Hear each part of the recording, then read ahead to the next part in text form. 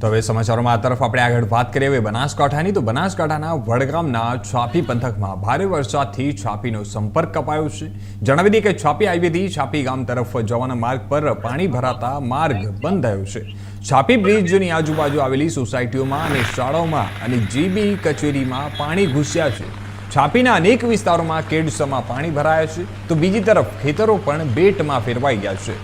છાપીના વીરમાયાનગરમાં કેડસમાં પાણી ભરાતા લોકો રોડ પર ઉતરી આવ્યા છે। જણાવી દઈએ કે પાણીનો નિકાલ અટકી જવાના કારણે એક મકાન ધરાશયી પણ થઈ ગયું છે। છાપી હાઈવે પર પાણી ભરાતા હાઈવે ચક્કાજામ થયો છે।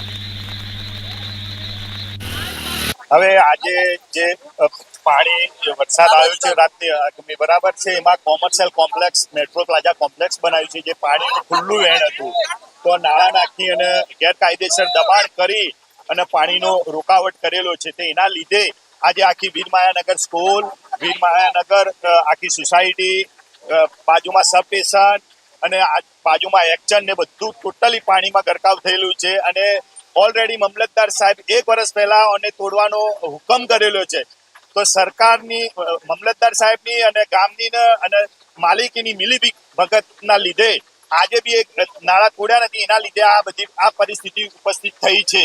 તો આમાં હું એ જ વિનંતી કરું કલેક્ટર સાહેબ તથા મામલતદાર સાહેબ રૂબરૂ સ્થળ ઉપર આવી અને એનો જેવો જલ્દી નિકાલ કરે નકર જો ફરીથી આવું જો થશે તો લોકોને બહુ મુશ્કેલીમાં મુકાઈ જાય એવી પરિસ્થિતિ નિર્માણ થઈ છે।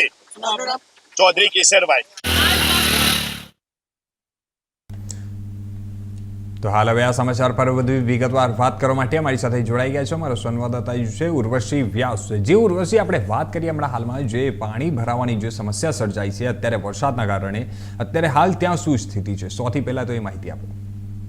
ચોક્કસથી જણાવું કે હવામાન વિભાગની આગાહીના પગલે બનાસકાંઠામાં સાર્વત્રિક વરસાદ વરસી રહ્યો છે ત્યારે ગઈકાલે રાત્રિથી શરૂ થયેલા વરસાદથી વડગામ તાલુકામાં તેમજ છાપી પંથકમાં 8 ઇંચ ઉપરાંતનો વરસાદ ખાબકી ગયો હતો જેમાં છાપી હાઈવેથી છાપી ગામ તરફ જવાનો જે માર્ગ હતો એમાં પાણી ભરાતા માર્ગ બંધ થઈ ગયો હતો તેમજ આજુબાજુના ખેતરો પણ પેટમાં ફેરવાઈ ગયા હતા તેમજ છાપીથી જે પાલનપુરનો જે હાઈવે છે એમાં વરસાદી પાણી ભરાતા ટ્રાફિકના હતા અને પાણી ભરાવાથી એક મકાન પણ ધરાશાયી થઈ ગયું હોય તેવો અહેવાલ પણ સામે આવ્યો છે।